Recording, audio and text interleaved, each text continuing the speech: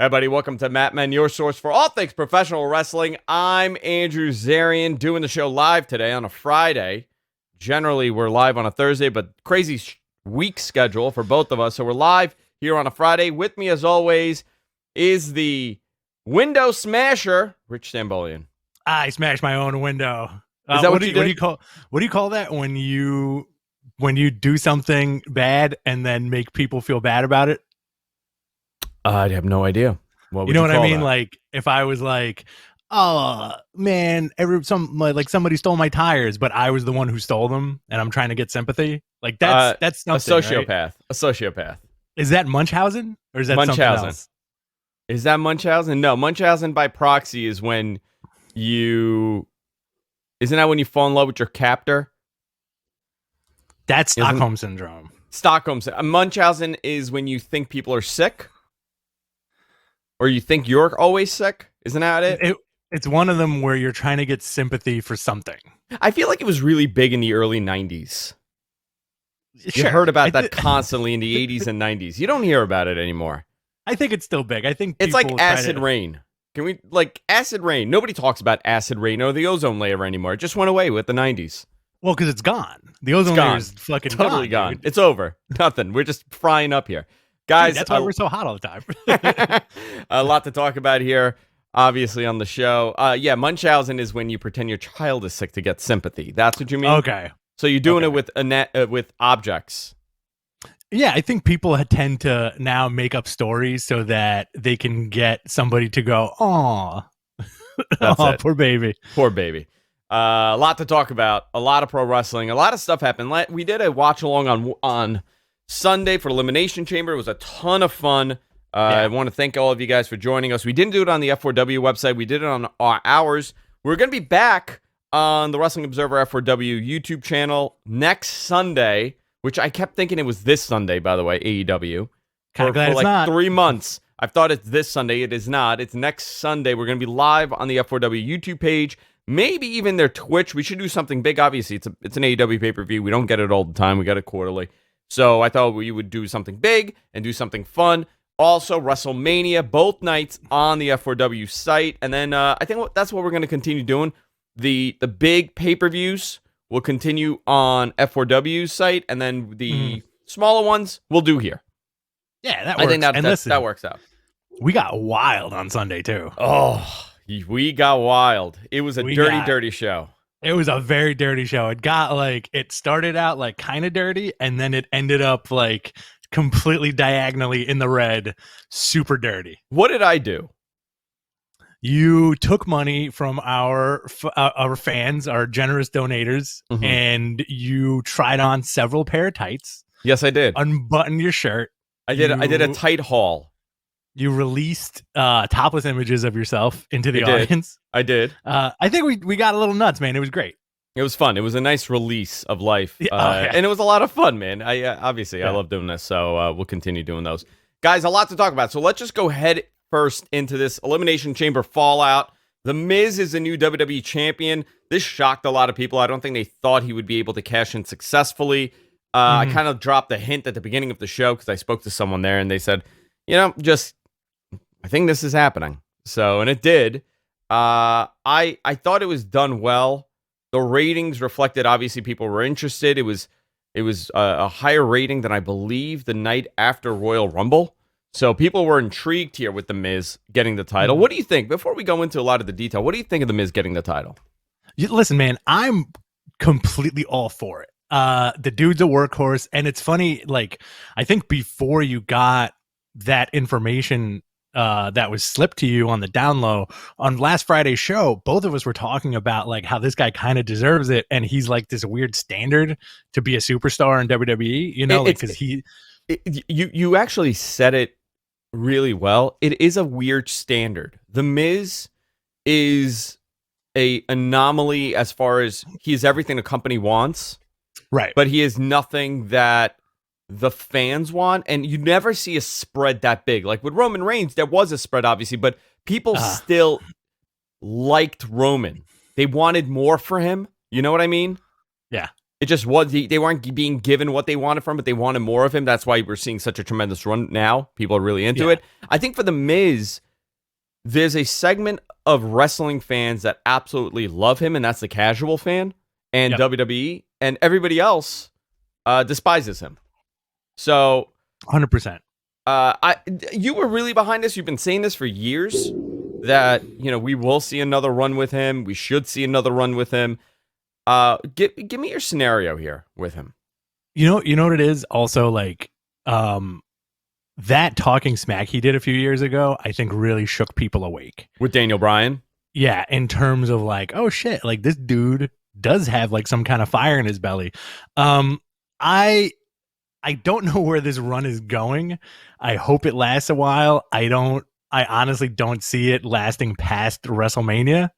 On one hand, the dude's got the accolade of being like the first ever double Grand Slam. Yeah, it's weird. Their definition of these things is getting really wonky because there's so many titles and so many ways to become a Grand Slam champion. So, like if Finn Balor were to win all the titles, including the NXT title, because he's had more than once, would he become a higher ranking Grand Slam? You know what I mean? It's a weird measurement. Universal Grand Slam champion, something like that. It would be weird. But I got a question for you. So, how do you think if there was a full blown live crowd on Sunday for Elimination Chamber, how do you think they would have reacted to Miz winning? Would he get the "You deserve it" chant, or would he be booed out of the building? I think people would have been really behind it. Okay. I think he would have gotten a similar reaction to when Dolph cashed in what was it, 2011? Oh my, yeah, that was a reaction and a half, right? And a lot of people were surprised. Dolph was becoming that guy. He was a heel, obviously, and people were really getting behind him because for the time period, I think people forget how unique Dolph's style was. He was a hybrid of a guy in the ring. He had mat wrestling. He was not so much a high flyer, but he could do stuff. He was very athletic, and we've kind of surpassed that style, but people were really going crazy over him, and I think that's what Miz would have gotten, at least for that moment, and then we would have been back to normal. So the way this worked out, and I'm not going to go over the entire card because we did a preview show, but Bobby Lashley made a deal, and he became a hired gun to take out Drew McIntyre for The Miz, and The Miz took opportunity of it and cashed in and won the title. So now this puts an interesting position for Bobby Lashley. This dude is not lost at all. He's looked like $1 million. Obviously, he dropped the U.S. title in a way that he was well protected. So now you got Lashley in this main event picture.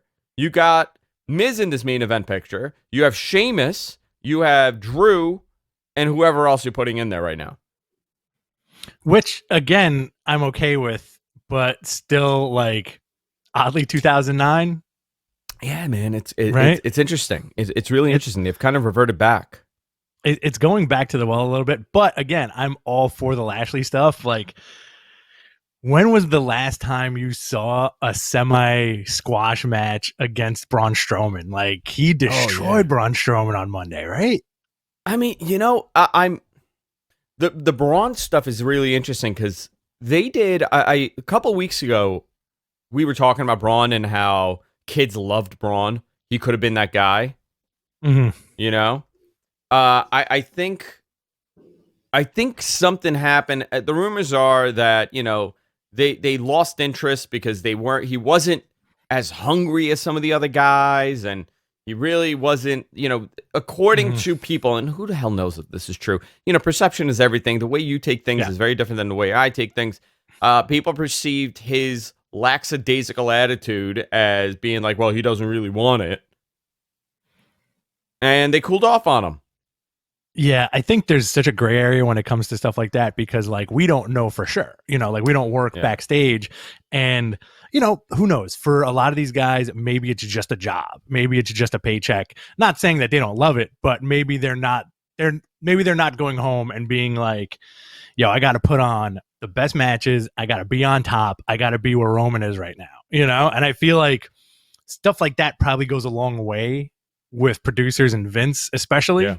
But again, who knows, man? Like, is it it's like a chicken or egg question when it comes to wrestling speculation, where is it the booker's fault or is it the talent for not pushing themselves further and making those connections?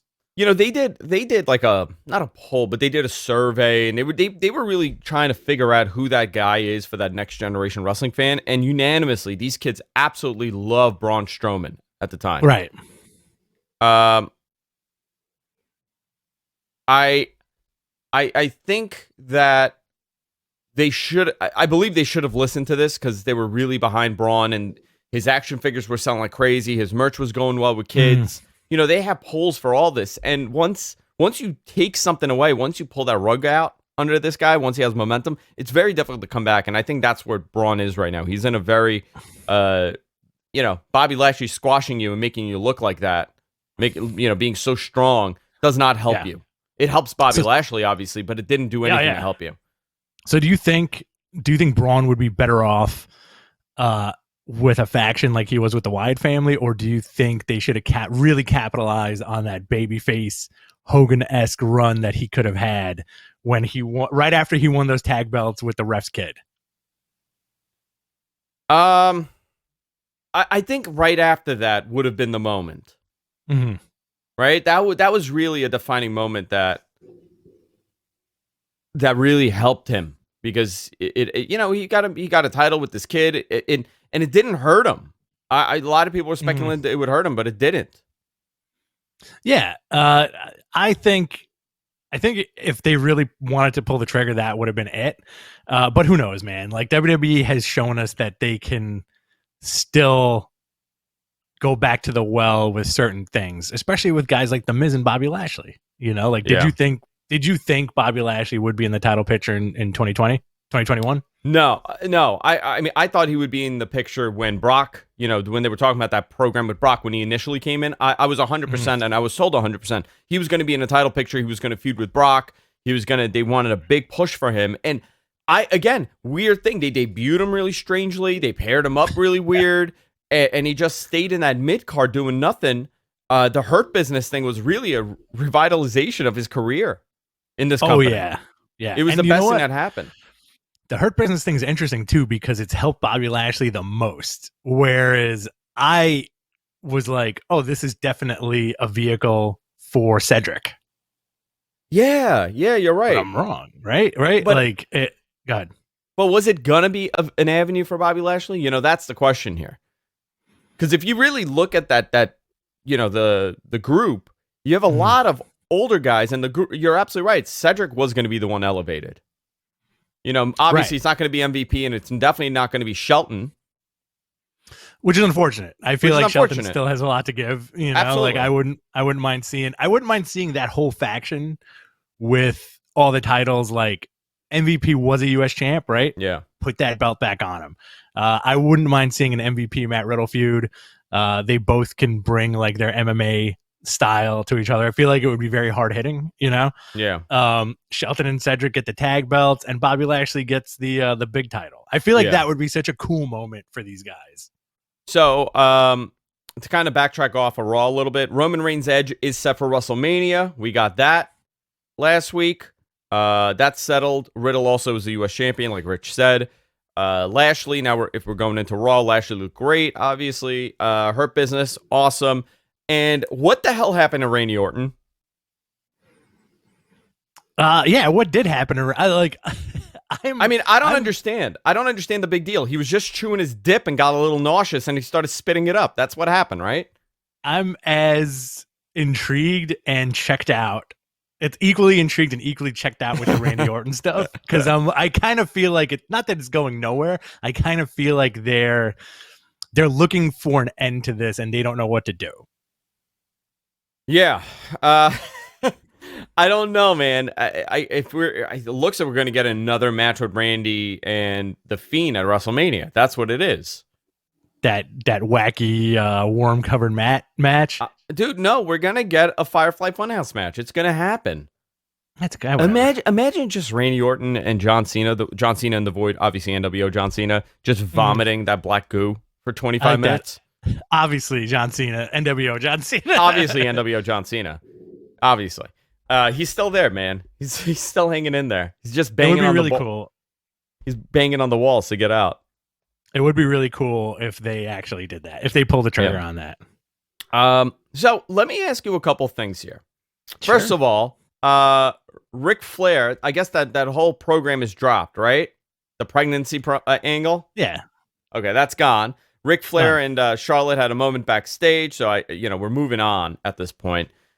Let's talk about WrestleMania a little bit. A lot of speculation for certain individuals. Obviously, AJ Styles. Where the hell do you put him there in WrestleMania now? Does AJ Styles get a marquee match this year? For the last few years, he has had big WrestleMania matches, right? Yeah.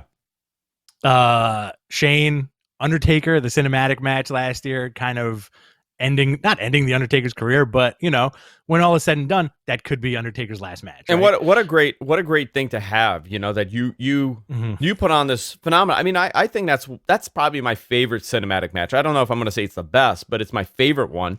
And AJ was in it, and in such a unorthodox match with two guys that don't have similar styles, very different characters, totally different stories and backgrounds, and they put together this great match.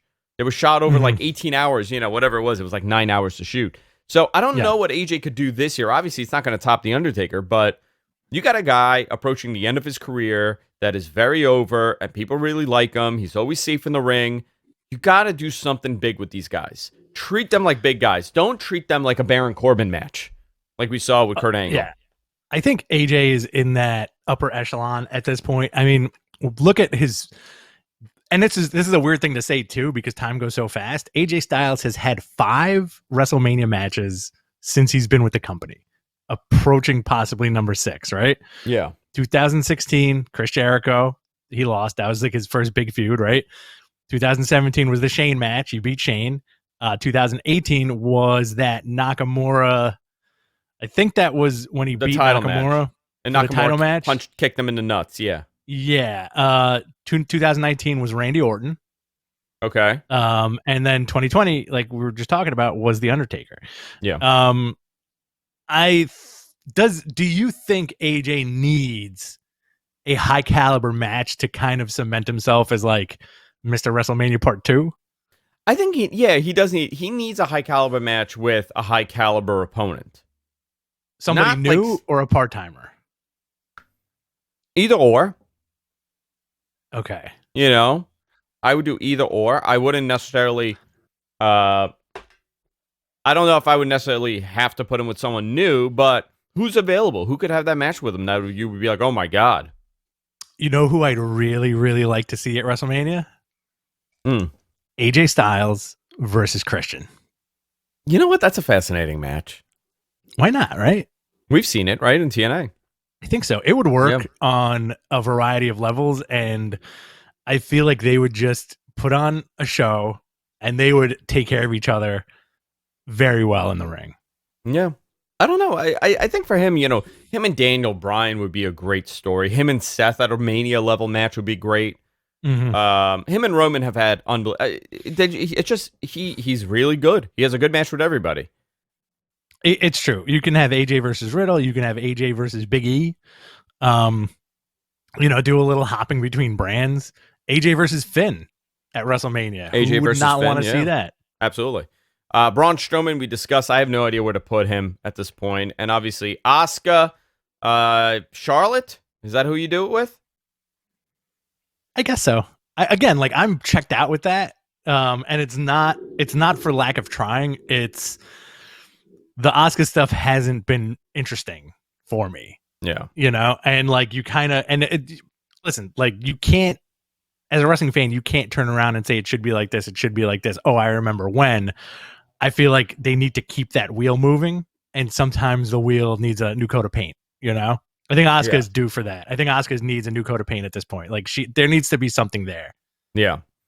NXT last night, on Wednesday night, fun show. Very much enjoyed NXT. The ratings were up, obviously, for everybody. Johnny Gargano defeated Dexter Lumis. I did not like this match. No? No, I thought it was it was not a great match. Let me just say that. Way distracted by Lumis. Austin Theory has Stockholm Syndrome. Indy Hartwell thinks he's hot. That were the notes from this match. It was okay. Listen, yeah. I think when you have Johnny Gargano, Dexter Lumis is a very unique persona. They love him, by the way. They freaking love this guy. Yeah. And it didn't mesh for me. Okay. It was what it was. I think Gargano is such a staple on NXT television at this point that he's one of those guys that whatever he does, even if it's kind of shitty, it doesn't have an effect on him. I think we mentioned that a couple of weeks ago, where like he's firmly entrenched in NXT and the people love him. They love his heel character. They love his babyface character. He can do whatever he has to do storyline wise. It won't affect him one bit. People will still love him. They're not going to get turned. You're not going to get soured on Johnny Gargano like anytime soon, right? And I think that's a rarity. You think he should stay in NXT or you should leave? I honestly would like him to debut on SmackDown with Candice LeRae. Okay. Yeah, right. Like I want to see him on another show. You know what? I want to see him in a feud with Big E for the Intercontinental title. Oh my God. In which Gargano wins. Does Big E carry him like a baby at one point? Big E, they become friends at the end. Yeah. Big E carries him like a baby or like a World War II movie. Okay. Like he's carrying him off the trenches and Gargano's like passing out in his arms. Beautiful. Perfect. What else do we have on the show? You had Io Shirai beating Zoe Stark. Toni Storm re-challenges Io Shirai after the match. You get that match coming in 2 weeks, which would be cool. And NXT was good. It was solid. You had Xia Li beating Casey Catanzaro. How much did you like the Cameron Grimes promo? Oh my God. Being the $1 million man. But wait, he's not. He's a really crappy $1 million man because he doesn't finish watching the vignettes, those sketches. So here's a great example. $1 million man has the basketball and he's like, listen, kid, I'll give you $100 if you can bounce this basketball 10 times, right? And he's balancing it at like in number 9, he kicks the ball and he laughs at him. He doesn't get the $100. Right. Cameron Grimes hasn't reached that point in the video because he's a freaking millennial and he has no attention span. So he watches about 3 seconds of it. He's like, okay, I kind of got the gist of this. So he's just losing money doing these stupid contests with people. So he's handing out this money. I got to tell you, very well done, very cute. I absolutely love the Cameron Grimes thing. I don't know how much longer this thing goes on, but what a great gimmick for a live audience. Yeah. I think a lot of the stuff I think WWE is doing now is, in terms of NXT, SmackDown, and Raw, is they're putting a lull in place and building stuff up to when the crowds are back. Cameron, like you just said, Cameron Grimes is a great example of that. Yeah. Really enjoy that street fight. Santos Escobar versus Karrion Kross.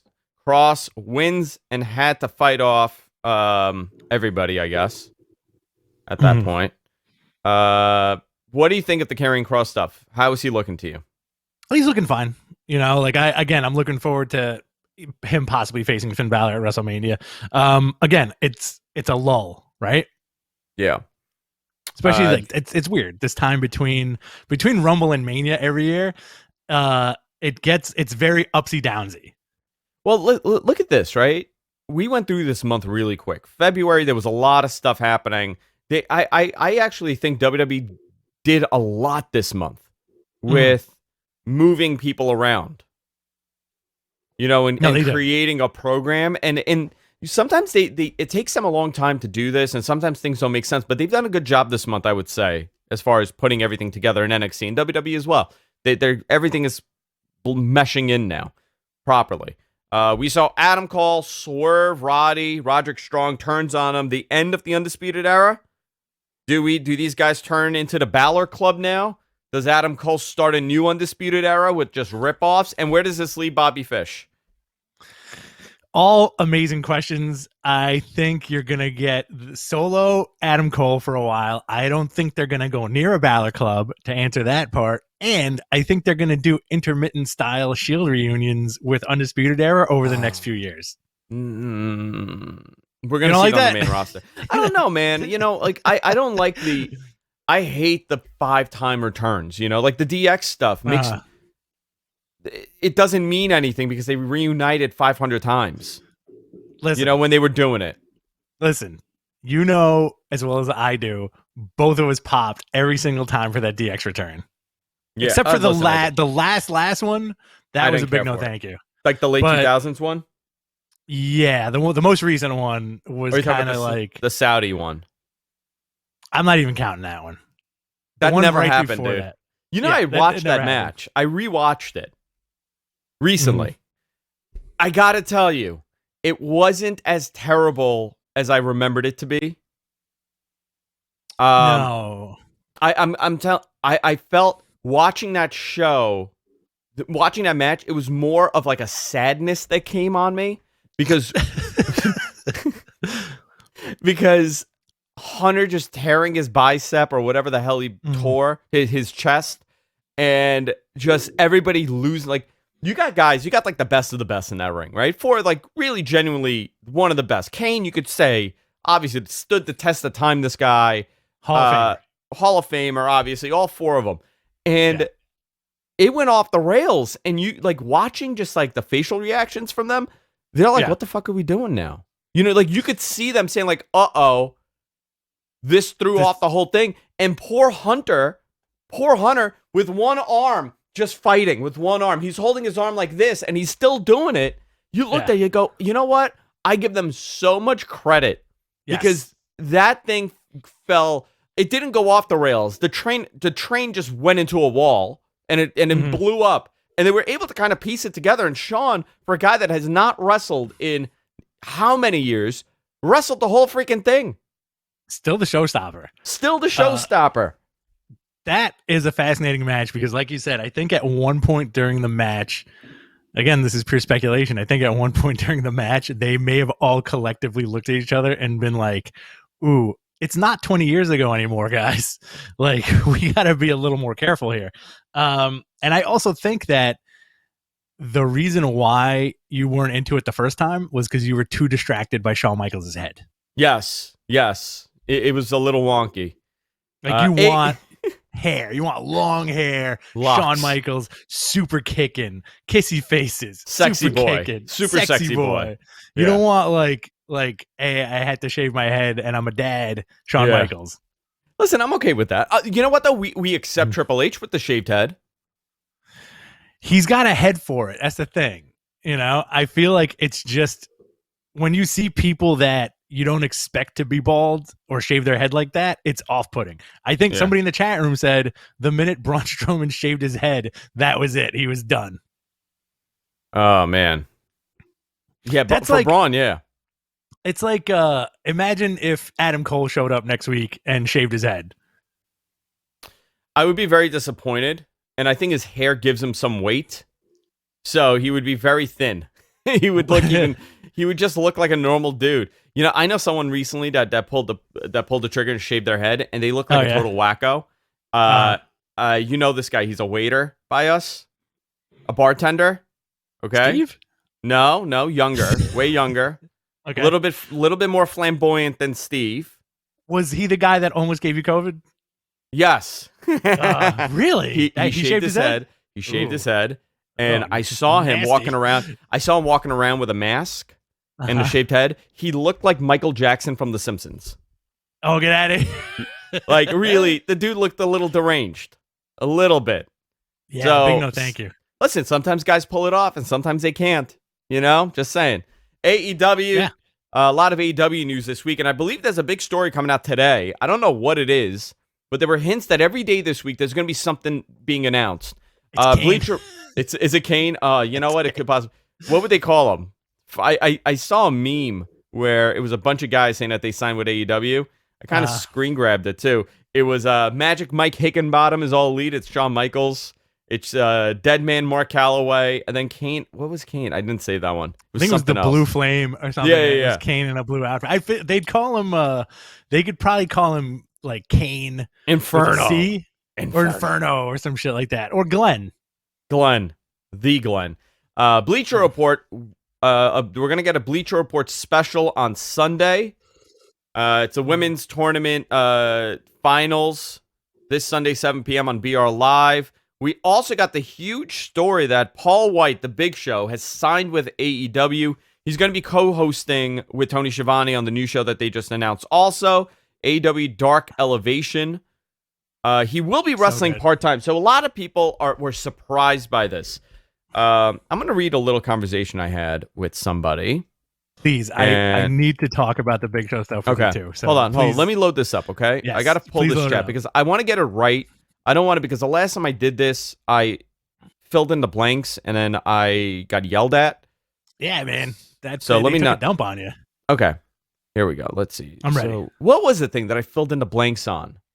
And I forgot what it was. Was it Sasha? Was it Sasha Banks?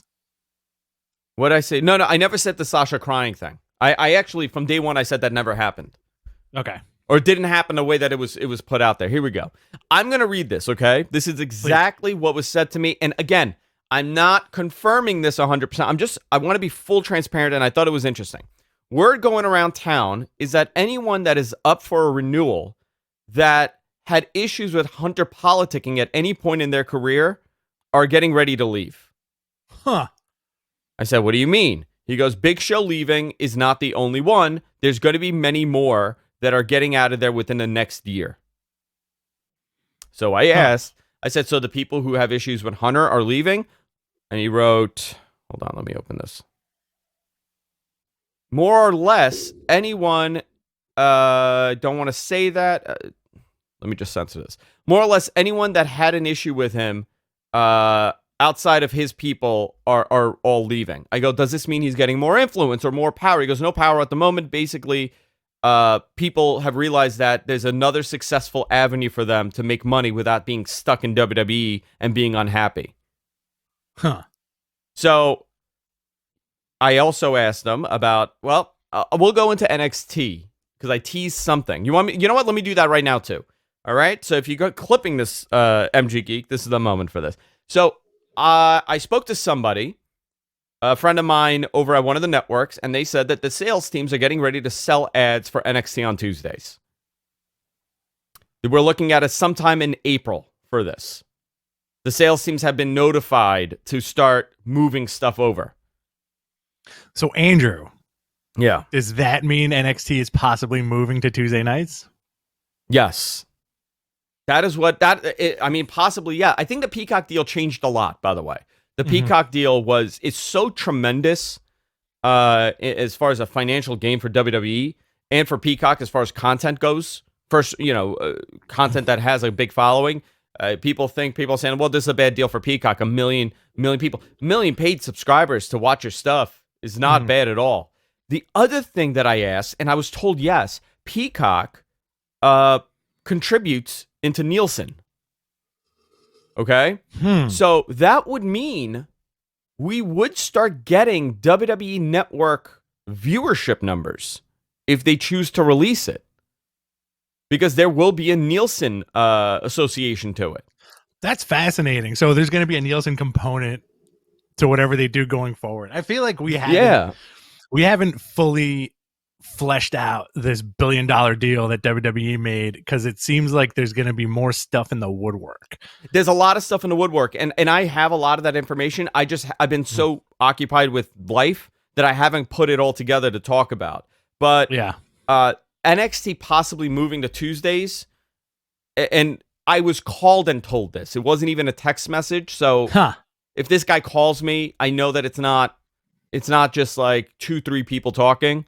It's serious. They even said don't say anything, but I told them I'm going to say something in a way. Obviously, I'll never reveal this. And I asked other people that would maybe have this information, and essentially everybody gave the same story, so you can kind of figure out who I asked.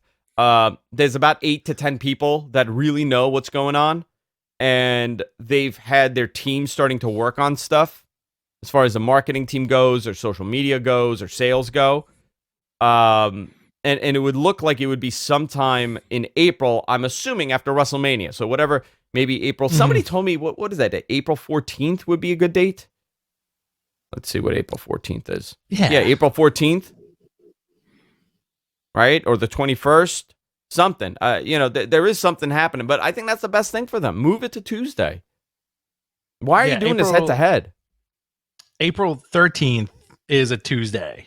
Okay, April 13th. And April 20th. Yeah, I think, listen, The move needs to happen. I think, getting all your stuff in place before WrestleMania definitely works, and it would be cool for the company to have not only the Monday after WrestleMania, but the Tuesday after WrestleMania too. Those post WrestleMania shows always do big numbers, and if they time it right, you're gonna have that NXT episode that has over 1 million viewers, right? Yeah. And so we'll see.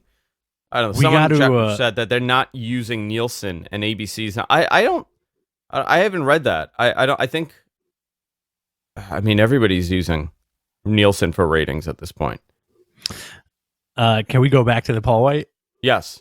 Let's talk about Paul Wight. Sorry. So the Paul Wight story.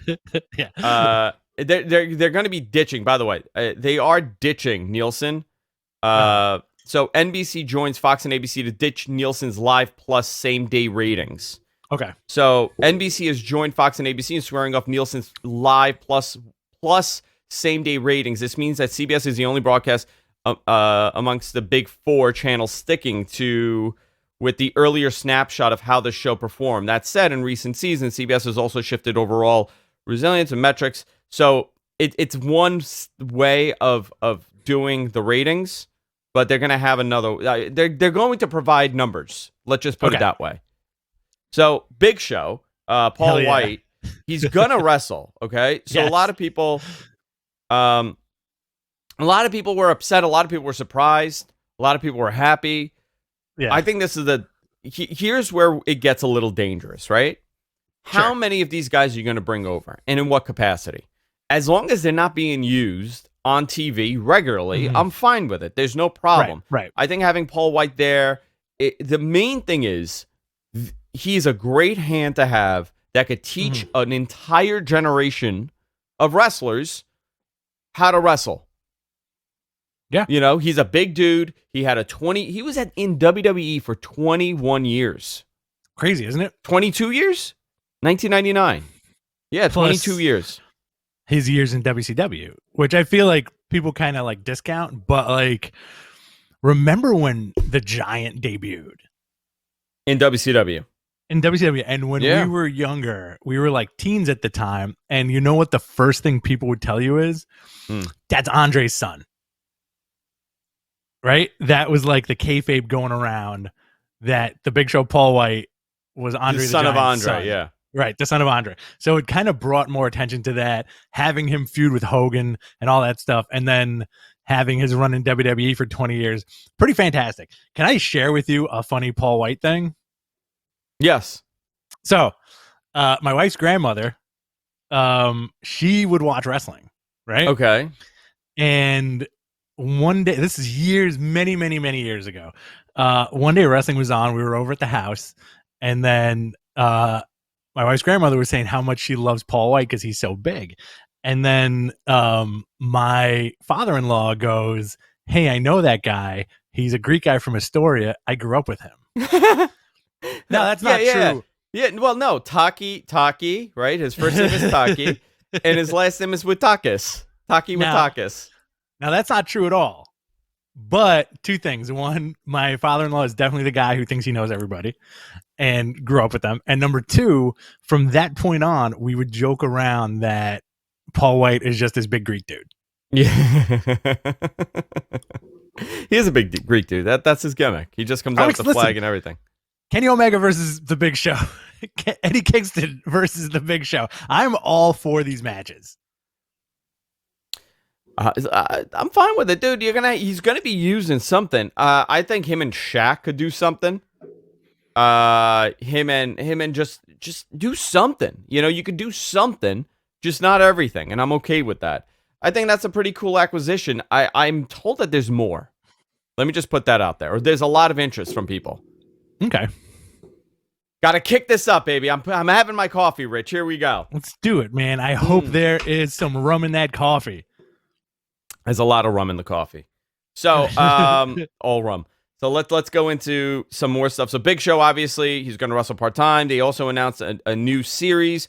It's going to be on Mondays on YouTube starting 7 p.m. East. AEW announces Dark Elevation. It's going to feature a lot of guys that we don't know about, a lot of guys that we haven't seen. on TV. I think that'll be pretty cool. What do you think? I love it. I think, imagine if it's all like just really big dudes that they signed. Like it's all Brian Cage, Hobbs, and Arn Anderson's son. Freaking Hobbs is dead, dude. Hobbs is dead, Hobbs? Right? Yeah. No. Hook is dead. Hook. They kidnapped Hook. So go down this card. Yeah, let's go down this card. From last night? I'm sorry, from 2 nights ago? All right. Yeah. So you have the show opening up with Jon Moxley beating Ryan Nemeth, Dolph Ziggler's brother, which was a fun match. It opened with like a big old smack from Jon Moxley, which popped JR, right? I'm going to interject myself here and ask you a question. Yeah. So two people texted me this, two separate people who don't know each other texted me this the day after Dynamite saying, hey, am I the only one sick of JR on commentary? Interesting. And I was like, that's very interesting. I got these two separate people. They don't know each other. And I was like, that's very interesting. And I'm not personally, but I think there's a group of people who are, as evident by the messages we get and stuff we see on the internet. I think JR pops hard when a dude like Moxley does his thing. It's interesting because there are moments that I listen to that. I still believe that they have the best commentating team in wrestling right now, right? They're by far better than what we're getting everywhere else. I think the problem with JR is that he's into the guys that he's into, and he's not into a lot of the younger style of wrestling because it's difficult for him to call it. First of all, it's a lot faster, and listen, anybody that's getting older knows you kind of slow down. It takes a little bit while to process stuff. I think the style, the pace of it is sometimes difficult to keep up. I think there's certain things that they do that he's not a big fan of, certain spots. And third, I think some of the moves he's having difficulty calling. That's why Excalibur is a great addition to that announcing team. Between him and Tony, able to kind of give a different old school style, and then you have Excalibur there on the third mic being able to explain a lot of these moves and why he went that way or why he did this. I think the team works really well. I like having Jim Ross there 100%. I think they would be at a loss if he wasn't there. Same with Tony and same with Excalibur. The team really works well. I think it even works when you substitute Taz in there or Jericho in there and you're able to kind of bounce these guys. I think when we nitpick, we could find something wrong with everybody. And absolutely, JR to a segment of the audience, they don't like him for some reason. He gets a lot of heat online, but I'll agree with you, man. Like that commentary team is the best in pro wrestling right now. And you know what's funny about that too? When Taz gets off the stick, like talking his smack to everybody and sits down at the commentary table, he goes right into commentary Taz. Oh, dude, it's actually, I applaud him. He's able to separate the characters. Yeah. And have you listened to him on AEW Dark? Yeah. And that's a different guy on commentary. Yeah. He's come such a long way as a speaker. And listen, I used to really enjoy his commentary on WWE and Impact as well, So like it's kind of funny how he's bringing that to like okay, I can cut a promo, but I can also be on commentary and do a very good job. It's a very difficult job. I wanna say that is probably one of the most difficult things I've ever had to do. And I talk for a living, right? In every aspect, I talk for a living. I talk for a living in my day job, and I talk for a living doing this.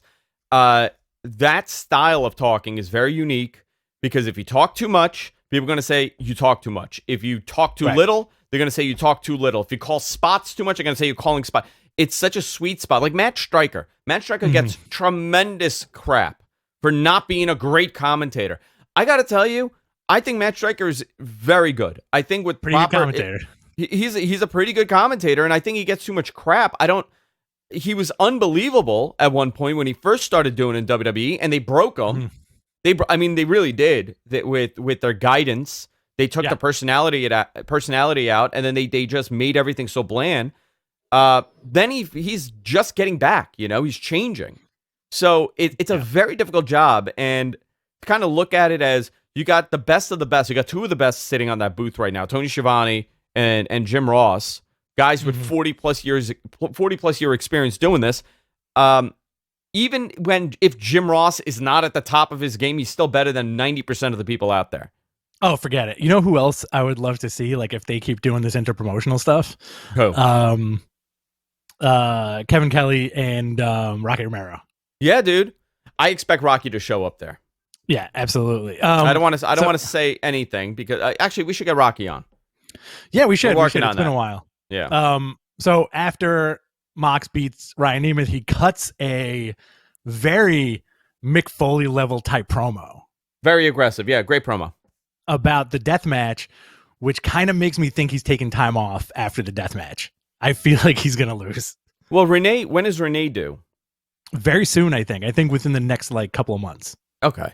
So most likely he'll take some type off with that. I think for, I've been watching a lot of death matches, by the way. Me too. But none of the new stuff. Like, I'm not into the CZW death matches because I've seen so many of those. Like, I haven't gone back to that, but I'm watching a lot of the Onita stuff, the Mr. Pogo stuff, Terry Funk. I got to tell you, the Cactus Jack death matches, not that great. There's a lot of space in between spots in that one. Yeah. You mean the finals? No. That's the one I actually like because that's the first one I've seen. Mm-hmm. But he had one with just random people. Have you seen the Mike Awesome death matches? Like those FMW death matches where he blows up and goes into the water. No, I got stuff like that. Yeah, there's a lot of those, and every style is different. I'm hoping they stay true to the Terry Funk Onita stuff with the siren going and just blowing up. I'm hoping that's the style they go to, and not some of the other stuff that we've seen, like a modernized death match. It's going to be interesting. I don't think it's going to be cinematic. No, I think it's going to be live and in person, and it's going to be friggin' rad. I got to hand it to Tony Khan too for really building his sandbox, because he really is giving a little something to everybody who likes wrestling, and AEW has that. Case in point, how did you feel about that Sting segment where he dragged out, not only did he drag out Hook in a body bag, but you got a friggin' zip line. And if you know me well, and you do, you love how zip much lines. do I love a fucking zip line? Have you ever done a zip line? No, you know what? I've always been too big for a zip line because you have to be. The last time I checked, you have to be under 220 pounds. Is that true? Not. Yes. You're not under 220? I am not under 220. Okay. I've done zip lines. I have done many zip lines in the jungles of Mexico. I wish I was exaggerating. This is not even an exaggeration. Hold on. I think I have someone coming in the studio to confirm this. True or false? I have zip lined in the jungles of Mexico. True. Yes. It is. I hate it. I don't like zip lines. It is very dangerous. I witnessed this woman break her leg. Oh no! When she's landing, because people tend to stick their legs straight out, and she snapped her knee, buckled. I'm not a fan of zip lines. However, I thought this was done very well. They did it a very unique way, very safe. You could see that he was double harnessed, it was 2 lines, so it was actually like a proper zip line. I was not a big fan of the Darby Allin stuff with Sting, the first couple of weeks, but now I'm sold. The odd couple works. The odd couple works, and I also popped for the Sting side of the Darby Allin makeup. Yeah, that was great. Which was kind of cool. Listen, they're doing it right. 60, he's 61 turning 62. They're doing it right for this guy, and I think they're working it in such a way that it's not only making the crowd pop, but he's also elevating the guys around him. Who doesn't want to be in the ring with Sting? And good for him. You know what? Yeah. This dude is such a legend. He could turn around and say, I'm not working with this kid. I'm not working with that big dude. I'm not working with this guy. I don't even know who Taz is. He could easily just no sell everything, show up for a paycheck, have a cinematic match with Kenny Omega, and go home even more of a millionaire, right? It seems like he really wants to help the younger guys, which is that's awesome. been the point. Well, that's been the big difference between what WWE does and what AEW is doing. WWE it's the same logic, dude. There's nothing different here. They bring back Kurt Angle to give the rub to a younger guy and build a younger guy. But here's a great example, right? You have Kurt Angle. He returns. Mm-hmm. Big reaction. Has that tremendous match with Hunter and Steph in that mixed tag. Went over so freaking well. They announce he's the GM, so he's not wrestling, and then now he's coming back to wrestle. I think his first match back was in Shield gear. Do you remember that? It's like Shield reunion. He was Shield the third reunion part of the Shield. Yeah. Right? He does that crazy Shield reunion, which kind of worked too. I was not against it. But here's where it gets wacky. They do that love child angle with Jason Jordan, right? With the whole point to turn Jason Jordan heel on Kurt. Right. Why wouldn't they, and as Kurt Angle recommended doing this, why wouldn't they turn the American Alpha into the new Team Angle? Where you have, and you could still do the story where he's his son, right? Jason Jordan, you wanted to make him his son, illegitimate son from college. There you go, bam. And his tag partner, and these guys do trio matches. Kurt Angle looks like $1 million, gave the rub to two guys, two young up-and-coming talent, and he just built them as big stars, and he redid something that worked with Shelton and Haas. It would have been tremendous. But listen, I don't know if you realize this, WWE does not do cool shit for the fans like that. You know, like that would pop everybody on the planet, right? Yeah. But if it's not in the books on that side, if it's not written on that piece of paper or that book of destiny that WWE has backstage, and more than likely it's not going to happen. You know, like again, Kurt, go ahead. Yeah. But my point was, right, that would be the way that I would have done it. Everybody looked good, and you protected an asset like Kurt Angle, because you could bring him out once a freaking year, have him do something, and you're going to sell merch, you're going to sell whatever, you're going to sell toys, specials on them. Instead, what they do, they book you as a weak old man, and you die against a mid-carder that they want to elevate, and that goes nowhere, because people are now genuinely angry. It wasn't a good match. You didn't get a good program, and it did nothing for either star. It actually diminished both of them. I think now in hindsight, when you're talking long-term, Baron Corbin did well, but it didn't do well because he beat Kurt Angle. It did well because he's gotten more comfortable in his role. I agree with that 100%, but that's also like the perception of WWE, right? From a fan's perspective, that whole thing with Kurt Angle was basically like, yeah, we got you back, now fuck you. Well, yeah, but that's how it is. That's what they do. They don't use these guys in a capacity. Like I listen, AEW, it's way too early to say anything, right? And I always say this because I want people to understand they've had a good year. It's very easy to have a good year. It's actually not very easy, but in the long term of things, right? Anybody, if you have any kind of logic and you're semi-decent, you could have a good year. The difficult thing is to have a good year 50 years in a row or sustain, half a century of in existence. WWE has been around in some form for over half a century. Yeah. That's an accomplishment. That's why they are worth billions of dollars, and companies are throwing billions of dollars at them, because that doesn't exist in 2021. To have something that's been around that long continuously on television weekly. AEW, however, is new. They're able to experiment more. They could do different things. And, hearing these Tony Khan interviews is very interesting because you really get a peace of mind of where this guy is. He is a pro wrestling super fan. He's talking about message boards and him being on the message boards and being on the observer boards or WrestleZone boards. This guy's a super fan that has a tremendous amount of knowledge, and he's smart enough to say, listen, when we have a guy like a Sting, you don't want to waste that. Yeah. And we got to go ahead. Sorry. We have not to interject, but this is very pertinent. We have a question in the chat room right now. How is it fair that Darby gets the rub, but it's shameful that Baron Corbin went over? So that is a very well put question, and it's a complex answer. It's not that Baron Corbin went over, it's how he went over. I like the Baron Corbin character a lot, and I think people think I'm nuts.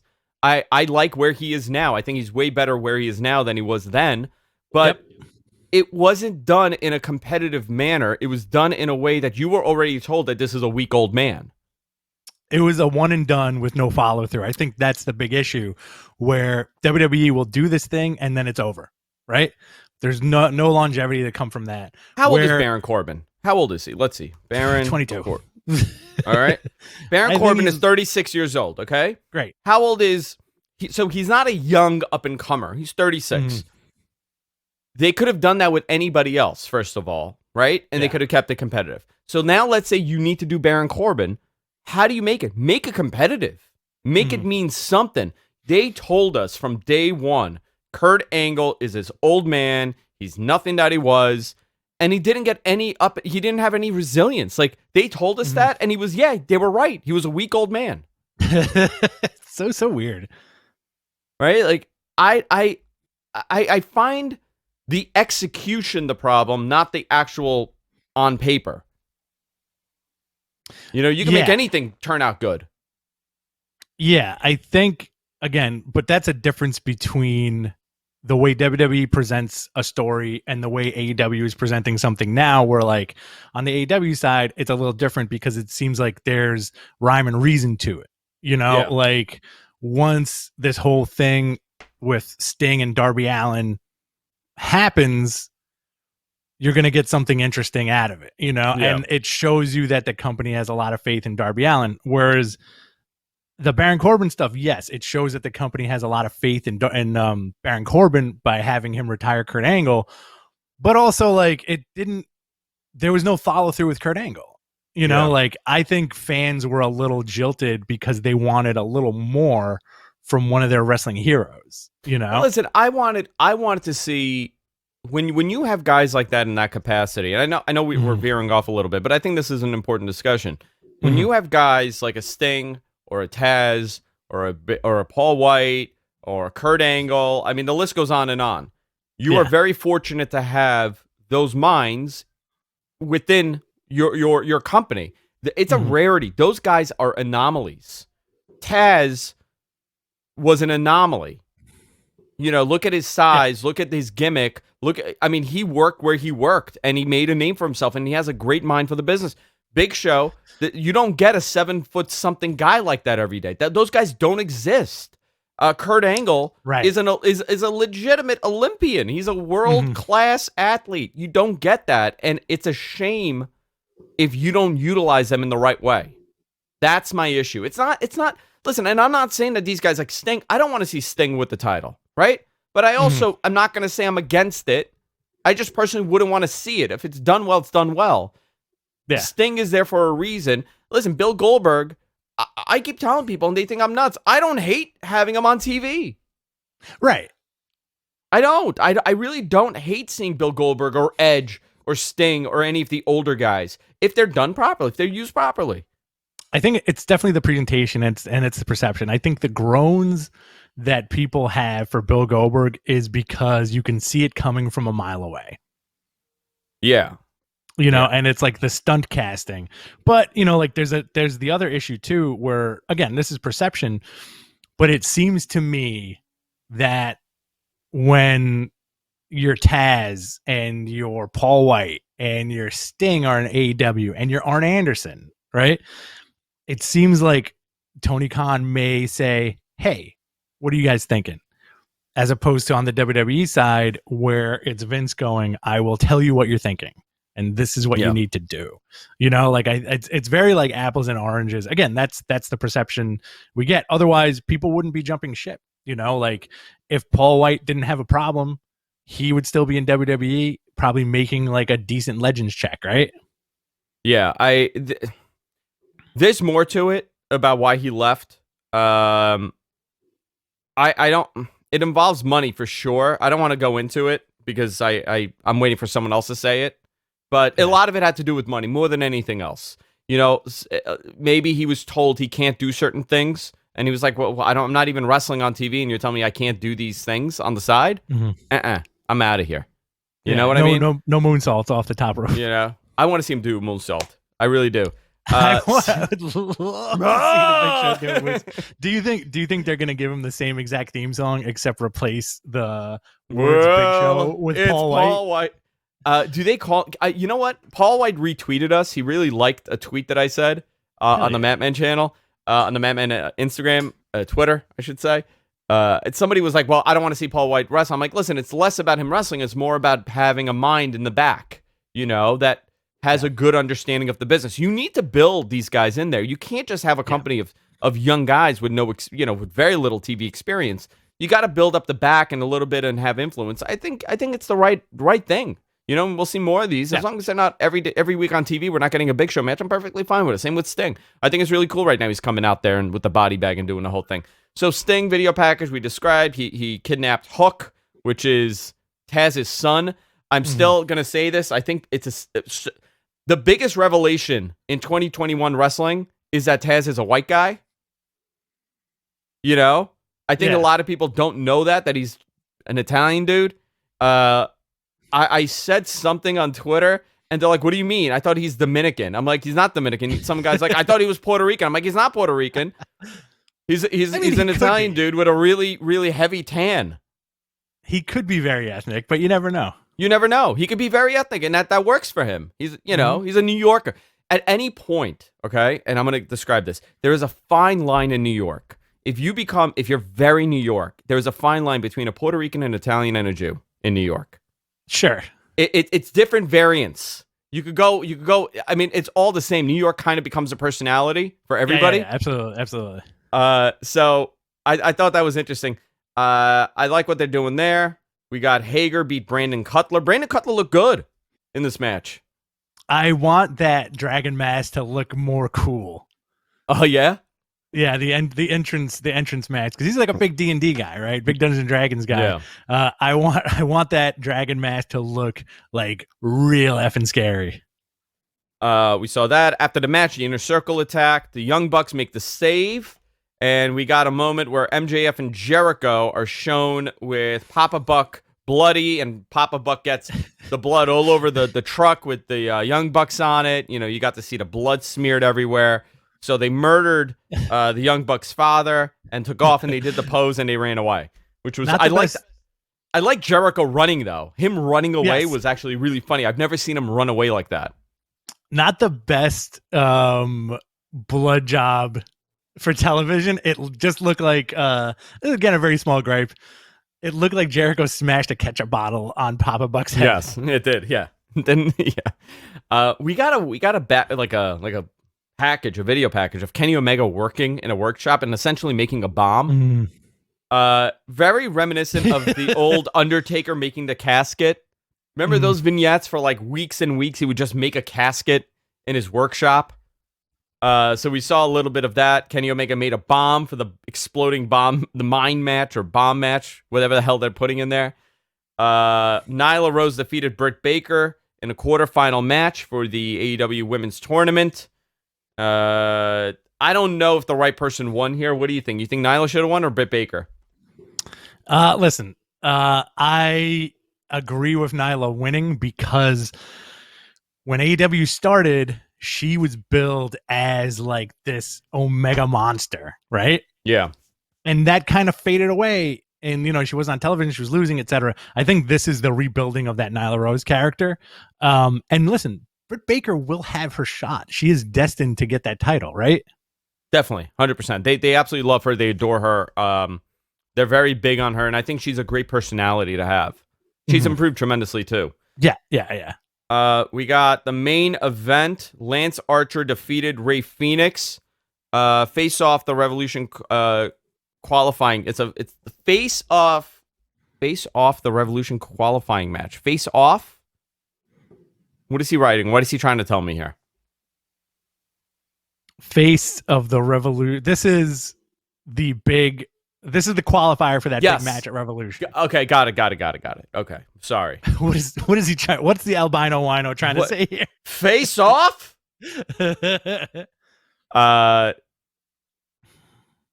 So okay, fine. Lance looks good, man. They got a good guy in him. He is going to be the other problem, though. Okay, think of this. Go ahead. Who are the big men of AEW?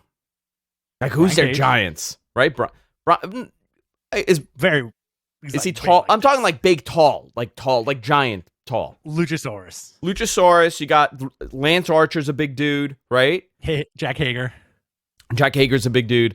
They're gonna be, just tiny next to the Big Show. I never want to see Luchasaurus and Big Show next to each other. I don't want to see that. Well, I want to ask you this. What's the kayfabe and what's the shoot in wrestlers' heights? It depends how many inches you got on your lifts. Okay, so like, let's see, Chris Jericho. Chris Jericho is billed at what? 6 foot? 6'1", I think. 6 foot. Okay, 6'1". It says 6. I'm sorry, 6 foot. He's not 6 foot. I don't think he's 6 foot. Really? So, like, if I wrestled, I'm 5'9". If I wrestled, I would be 5'11".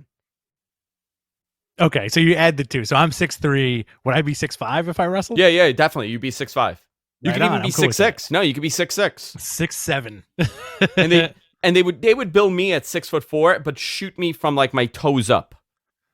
Yes. Yeah. You know, like I Taz. think, like, Big Show has been billed at 8 feet and then 7 feet, right? I feel like the same thing with like the Undertaker, and like those bigger dudes were billed at like this enormous height. I want to see Big Show standing in the ring with like all these other dudes. Like Lance Archer looks like a giant person. Luchasaurus looks like a giant person. Jack Hager looks like a giant person. Do you think they're going to get better because of the Big Show? I think I definitely. I think it's always good to have a mind in the back like that. I think there's going to be definitely improvement with the big guys. You know, to be able to work with someone like him that could teach them a little bit, slow things down a little bit, tell a story more than anything else. You know, I'm very pleased with this. I'm not totally against it, but they got to be careful who they're signing and what they're doing here. Next week, Revolution Go Home card. By the way, this show is not live, and I got to tell you, I'm enjoying the pre-recorded shows a little bit more than the AEW live shows because the piped-in audio, really, they're doing a good job with the piped-in audio. Sounds loud, you know? Yeah. We're going to have Chris Jericho and MJF to hold a Revolution press conference. Paul Wight will make his first appearance, so expect, a lot of buzz around that. Cody Rhodes and Red Velvet with Arn Anderson versus Shaq and Jade Cargill. Sorry. Oh, you know what? Mr. Gonzo forgot to make the notes larger this week. He didn't. I can't see it. Make it big, baby. Let me see. Let me see you make those notes big. Oh, did you print them out, or are you looking on the screen? No, I'm looking on the screen. All right. There we go. Rich is doing something here. I see it. They're bigger. Yeah. FTR with Tully versus Jurassic Express. Dark Order versus Matt Hardy, Private Party, and TH2. 10 versus Max Caster. You know what? It did not make it bigger for me, so let me make it bigger for me here. You're going to make it real big now. Oh, yeah, there we go. Now I can see. Oh, that's big. Yeah, Look at that screen. We're looking at the notes right here. You know what? God bless Google Docs. This is the best thing in the... It's so... Oh, my God. So it makes great. our life so much easier. Such a time saver. We're also getting the finals for the AEW Women's Tournament, Eliminator Tournament. AEW does a really good job promoting the future TV and future TV matches. This is from... Oh, sorry, Rich. You say it. That's fine. No, that's cool. You read it I'm reading your lines. I'm reading your freaking lines now. I'm glad I wrote it coherently. No, read it. It's pretty good. AEW does a really good job of promoting future TV and future matches. And guess what? Their matchups make sense, and it makes me want to watch Dark more. Beautiful. There you go. What a read. You want to go into miscellaneous stuff and then viewer questions? Yes, sir.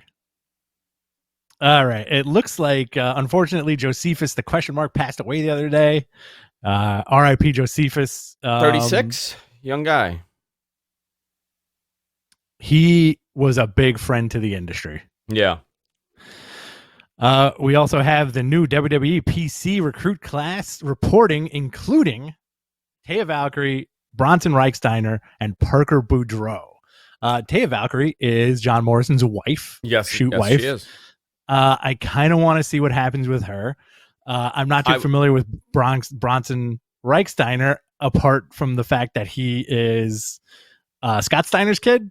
Yes, so he has to be a Steiner, right? Bronson Steiner. How do you not call him Braun Steiner? Braun Steiner's pretty good. Braun Steiner. They have to. Son Steiner.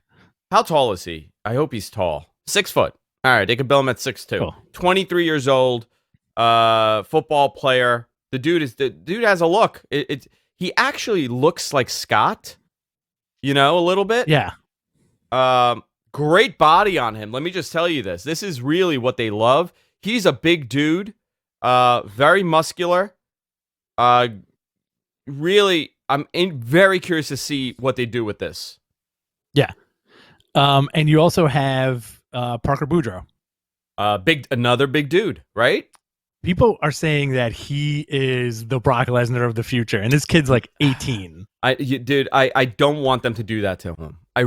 Like that. That's a lot of pressure that you'll never be able to catapult beyond it. You know, when you start saying this guy's the next whatever, it never works out. How many times did we hear who was the next Steve Austin?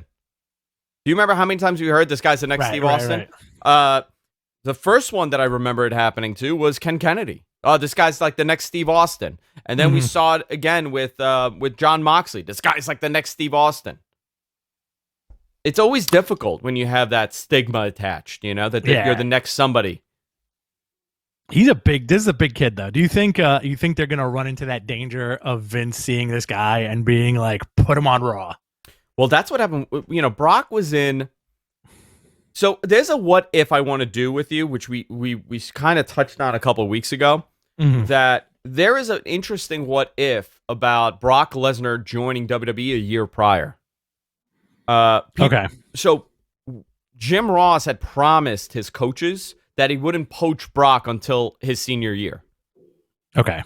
So if Brock didn't have a senior year, you know, all the championships he won, he went to WWE, he would have gone to OVW a year earlier. So he went in, I believe, in 2000. So let's say he went in 99. So he debuted in 02. He debuts in 01. What that looks like. A Brock Lesnar in WWE after WrestleMania 2001. Okay, that's a good what if. We're going to have to do that. Yeah. It's very complex. I don't think it would have ended well for him. We're going to have to do a bit of a redaction right now. Yes. It's Rick Steiner's son, not Scott Steiner's son. I know that. No, I said Rick Steiner's son. Did you? Yeah. I'm pretty confident you said Scott, but that's no. Okay. I said he has a body like Scott. He kind of looks like Scott. Okay. Yeah, all he right. looks like Scott. No, it's Rick's son. He looks more like Scott, I think, than Rick. To be honest, I was looking at the chat, and there's a lot of people hooting and hollering about how we messed that up. All right, whatever. We'll figure it out. Let's see. Whatever. What else we got here? We got two. This is a lot of letters, by the way. What I'm about to say. 2 A&E WWE shows starting April 18th. You're getting a biography, which is I want to say original biographies of certain wrestlers, and you have like 8 on the docket right now. Austin, Piper, Macho Man, Booker T, Shawn Michaels, Warrior McFoley, and Hitman. Now, that's a cool concept, but my question is do you think it's going to be just footage from like all their DVDs? I don't know. You know, A&E did a couple of these years ago. Do you remember that? Like back in the 90s? They had like these biopics and stuff that they did on the wrestlers. It was like a Hogan one. It was they were interesting for the time. I'm curious how real these are going to be. Mm-hmm. Is this going to be like a WWE production? Or is this going to be a little bit of everything? Like, you're doing a bio on Steve Austin, right? Do you go into his, mental collapse in 0102? Yeah, sure. Do you talk about the Deborah stuff? Like, I'm always curious about that because he's such a legend. Like, these guys are all legends. Listen, man, if it's a WWE, I'm interested to see what they do with this. Yeah. Do you think this is kind of like almost counter programming to Dark Side of the Ring? I think so. They can actually get that. That's the issue with Dark Side of the Ring, right? Like, a lot of the times they can't actually get the people involved, whereas you can clearly see Stone Cold sitting down for his interview and being like, well, I took my bowling, went home. And like, whatever, Yeah. Interested to see what they do. What else do we have? The Piper one, I think, is going to be... they're all going to be a lot of fun. And you also have WWE's Most Wanted Treasures, which takes viewers on a journey to find some of WWE's most iconic and lost memorabilia, which I think would be a lot of fun. I've always been fascinated with the stuff that they have in that warehouse. Oh, yeah. I think I spoke to Conrad about it when he came on because he actually got a tour of the warehouse. They got some really cool stuff there, like really cool belts and like weird relics from wrestling. Yeah. I'm into it. I want to see those old track jackets. The old, oh yeah, I love those things. Like NJPW, the windbreakers. NJPW, or as he wrote, MPJW, unites. NPJW United States title match. I love his typos on our notes. NJPW United States title match is set for New Japan Strong this Friday. Tonight, Jon Moxley versus Kenta for the U.S. title. Does Jon Moxley drop that title tonight? No, I think he retains. I think going into Revolution, he has to retain that New Japan belt. I don't see him dropping it to Kenta right now. Yeah. Maybe you get some Bullet Club interference, right? Yeah. You could listen. You know what? Maybe Kenny costs Moxley that belt. Kenny does cost Moxley. Kenny costs Moxley the belt. Yeah, you could do. Oh, well, that means that Kenny Omega's in New Japan. Right. Maybe you don't have Kenny show up, and maybe you have his hired guns show up. I'm curious about it tonight. That should be interesting. Anderson? That'd be Gallows and cool. Anderson, yeah. I do like that they're rehashing the beat up John Cena thing, except with beat up Jon Moxley. They're going to do that for everybody, I'm told. That's their thing. Oh, really? Yeah. Okay, that's cool. Yeah, and you also have Hiromu Takahashi had to relinquish the IWGP Junior for a torn pectoral. 6 months, he's out. Oh, that sucks, man. He just came back, too, and he was on such a run after his neck injury. Yeah. So it's going to be El Fantasma, Bushi, El Desperado Sunday at Castle Attack to decide who the new IWGP Junior Champion is. Q&A time, boys and girls. Submit your questions in the chat room. We'll do our best to answer as much as we can. Yes. Jonathan, thanks for copying and pasting the questions. Let's start. Hothead 567 is the reason why the main event on Raw, or the main event the main event scene on Raw, is resembling WWE 2009 because that's the last time Vince felt comfortable with WWE. You know what? I think it's because that's actually a great question. That 2009 top tier, remember, is that class of 02, OVW, mostly. You know, you had a tremendous group of people that in 02, they really got elevated to this position. I don't know. I think it's just what's available now that he's comfortable. Yeah, I think he's kind of right on that. He's probably very comfortable with those guys. Yeah. And, you know, they were all stars, so that's what he's going back to. I don't know. I think it's interesting that 09 resurgence is now like where, like, the Attitude Era guys coming back. That was like the thing for us. Now there's a whole generation with having like these guys showing up is like the big deal. Right. Like your Jeff Hardys, your Miz's, and your Drew McIntyres. Again, I really do still feel like Jeff Hardy's going to get that belt at some point. Yeah. From the Habibi Playboy, any news on Peacock being on the Fire Stick? I was told it'll be there when they launch. Okay. So whether or not that means that when they launch, probably in a couple of weeks. We got Bachelor 3000 here. If Hulkamania never happened, who do you think Vince would have tried to fill the void with? My money would be on Kerry Von Erich or Mr. Wonderful. That's a great question. So, that's a good question. 84 Hogan never happens. Sheik probably would have never. Backlund would have still held the title, right? Because Sheik would have never had to get it off of him to move it to Hogan.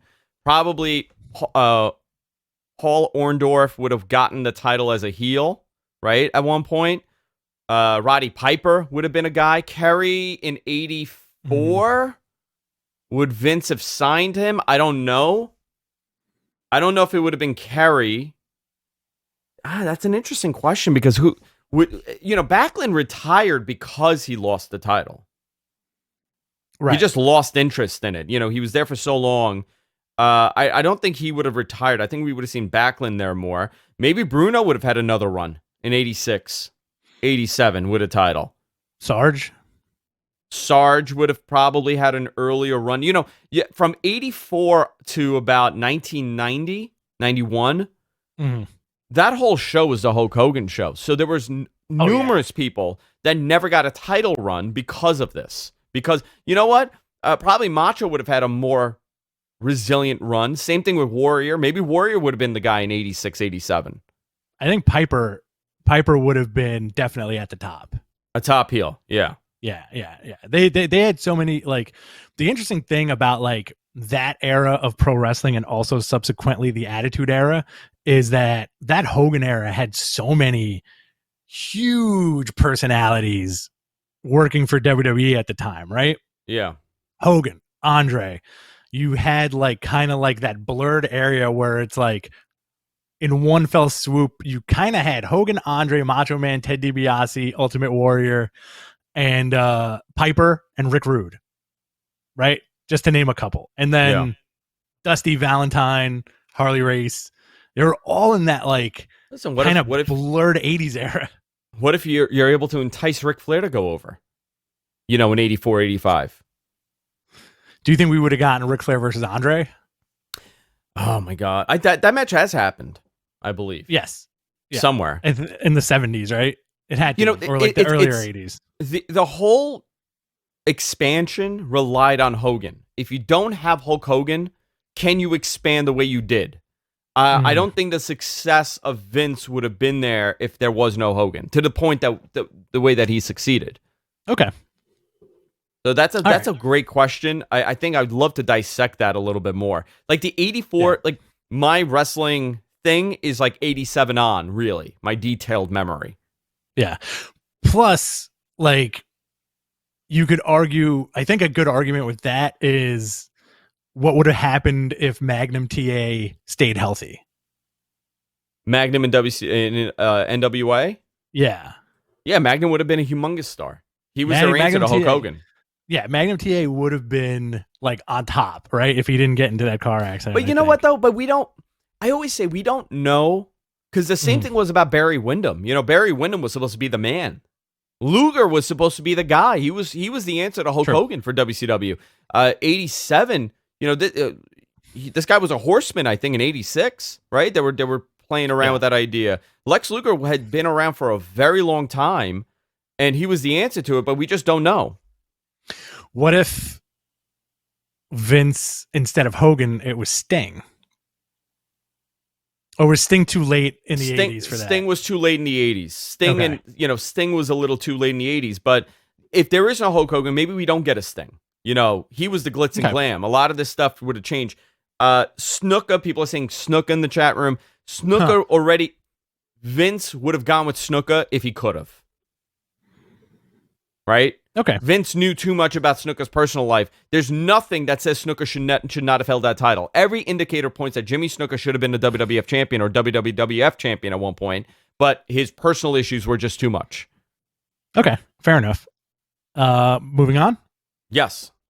John Ronzino asks, a WWE museum would be awesome. Where would it be? Connecticut, they're doing it. Or Florida with a Hall of Fame? They're doing it in Orlando. Really? Yeah. It's going to be a Hall of Fame. It's going to be a Hall of Fame, but it's going to be like a museum. Cool. Tim Anger asks, is wearing women's lingerie part of your turn on? Me personally? I believe so. Part of mine, yes, very much so. Got them bloomers on underneath those jeans, I got those bloomers, yeah. Like an old school, like in 1800s underwear, that's what I'm into. Yeah. Like, what is the equivalent to 1800s lingerie?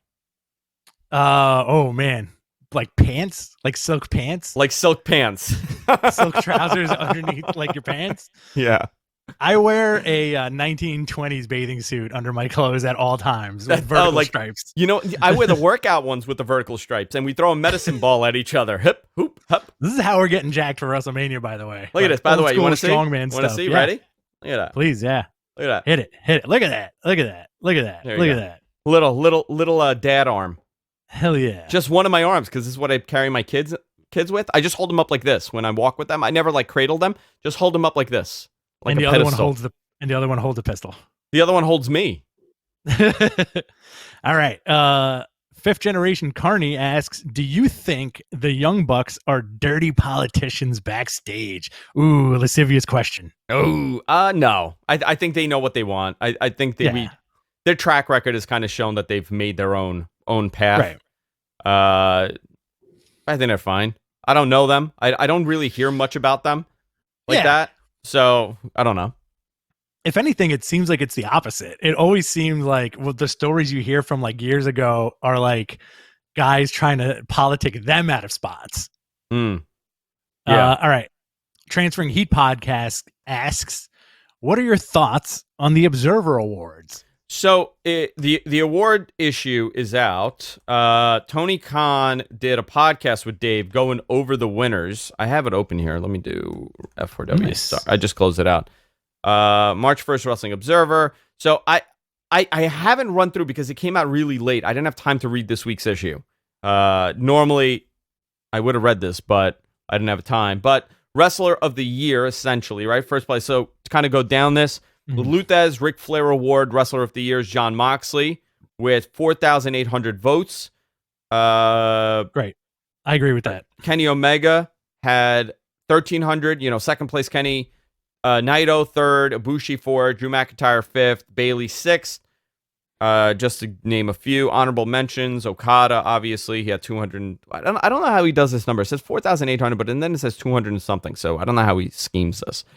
I should find out. MMA Fighter of the Year, most valuable fighter. It's Khabib. He got a Conor number 2, Israel Adesanya number 3. Most outstanding wrestler, you had Kenny Omega number 1, Ibushi number 2. Takagi number 3. Most outstanding fighter of the year, Israel Adesanya. We got Young Bucks Tag Team of the Year, followed by Kenny Omega and Adam Page. FTR, Zack Sabre and Taichi. Let's see. Eddie Kingston, best on interviews. This is interesting. Kingston, best in interviews, followed by Moxley, MJF, Cody. Interesting, right? Okay. I'm with it. Yeah, so I don't know. I got to read it. I got to see what's going on. Okay. You ready for the next question? Yeah, let's do it. We got a few left, and then we're going to bid you all adieu. Wrap. Yes, I got to get to the city. Our buddy, our best friend, the person that we are most aggressive about coming to hang out with us, Shin Solidus asks, if Corbin was around in 2009, would he have been a world or WWE champion? Combined, he would have been probably a 5-time world champion. I think he definitely would have been a world champ at some point. If this version of Corbin was in 2009, yes, absolutely. That title would have been hot potatoed between a couple of guys, including Corbin. Brandon Edwards asks, how much of the end of Undisputed Era has to do with them not moving up to the main roster? I don't know. I should ask about that. I know that they had plans to bring them up together, then they didn't, then they had. Listen, I don't think they should be moved up. If these guys, if they are moving to Tuesdays, right? And remember, we got another NXT show happening. We should remember that. That's going to debut soon. 2 NXT shows. This one, move it to Tuesdays. You're on your own. You're not competing with AEW. You're going to be doing about 880,000 views regularly. So the more people you have and the more programs, the better it is. I'm more into it. I tend to watch a little bit more AEW live and I watch NXT pre-recorded. And I think most people are not doing that. I watch both because I cover both. But if I had to pick one that night, I'm going to AEW, not because it's better, because it's more lively to me. It feels different. It's more fun. And that little edge works for me. I think going to another night is going to make things a lot better for them. Absolutely. Alexander asks, when will Rich invite us over to play Catan? Whenever the pandemic is on its last legs, you can all come over and play a giant game of Settlers of Catan with me. Perfect. Jeff Samuel asks, is it just me, or do MJF and Jericho give you Jericho and Christian vibes from 04? And does Sammy cost them the belts or swerve us and help them? Great questions. All great questions. A little bit of the edge in the Jericho and Christian stuff. Yeah, ass cream. Yeah, that was it, right? That was the big joke? The thing. That was the big joke. Yeah, dude. I think Sammy's gonna show up at Revolution and impact something somewhere. It might not even be with Jericho and MJF. He may. I think it should be called Revelation. Revelation. Mm-hmm. All right. Eric Travis has a question. Tony Khan said for the ladder match, it's going to be the last entrant is going to be a surprise. Yeah, he's all about the surprises. Tony's been very aggressive in his interviews. Did you hear what he said about people that made the wrong decision by not coming over? No. Yeah, so he was like, he was, I think it was being interviewed by Brian because he was promoting stuff.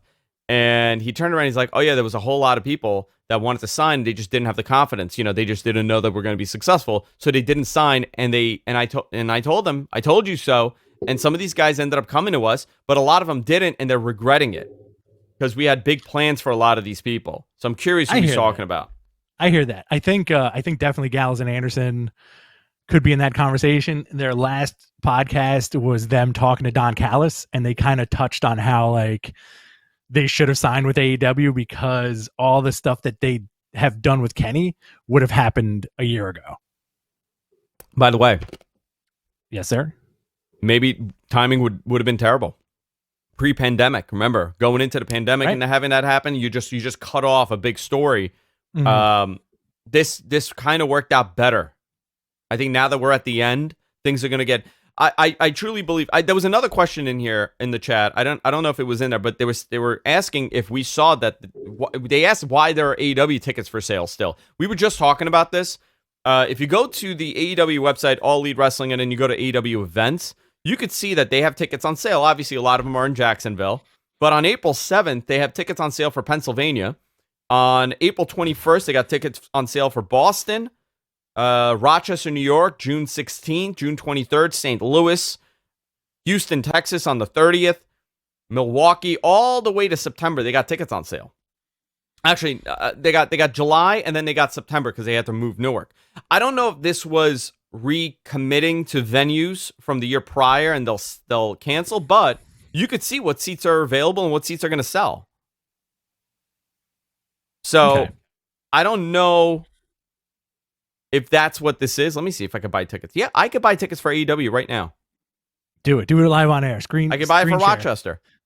Screen share those tickets for Rochester. $225 a piece, VIP experience seats. So I don't know if there's social distancing here for these seats or what, but it looks like it's very spread out. I don't know if that has to do with availability. Well, actually, no, they're not all spread out. So this may be previous on sale. These may be the tickets that they had sold last year, and they just committed to honoring them the following year with the hopes. So I don't know. Cool. Anything else? You still didn't answer Eric's question. What was his question? I'm sorry. Who is the sixth person in that match, and what would you like to see that would be a surprise? I have no idea. I don't know who the sixth person is. Who would you like to see? Three people off the top of my head. Two of them are a huge possibility. One, Rob Van Dam. Two, Sabu. The third one, CM Punk. Who knows? But those are my picks. Sabu and CM Punk. Sabu, CM Punk, and Rob Van Dam. I'd be surprised. Listen, you wanted to know what a surprise would be. You know what? That's a surprise. You know what? RVD.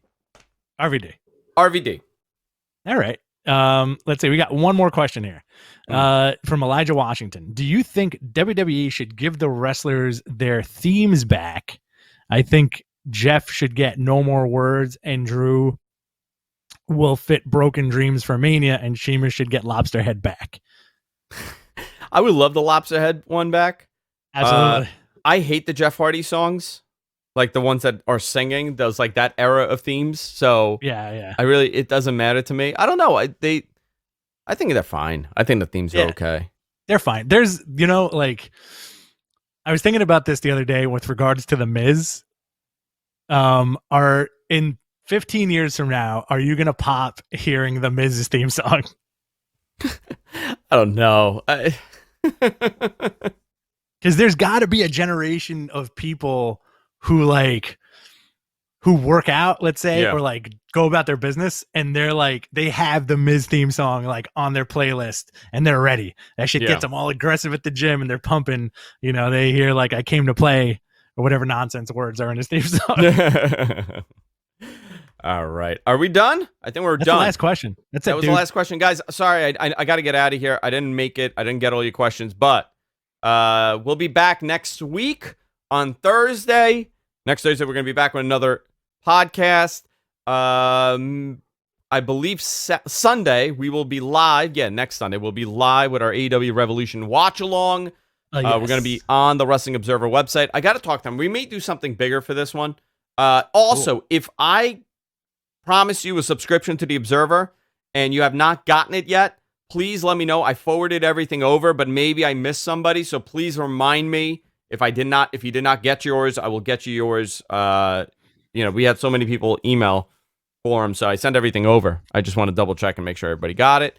Outside of that, that's it, guys. Follow us on Twitter, Mattmen Podcast. You can follow me at Andrews Aaron, BTC Rich. Of course, BTC 2.0, Behind the Counter 2.0. Rich's comic book podcast drops every Saturday. What do you have lined up for this week? This week I got my buddy from Dark Horse Comics, Casey Goodwin, and he's also a paranormal investigator.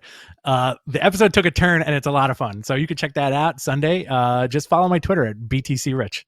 Spooky. Very spooky. It was very spooky. Very spooky. All right, guys, that's it for this week. Love you all. See you next week. Take care.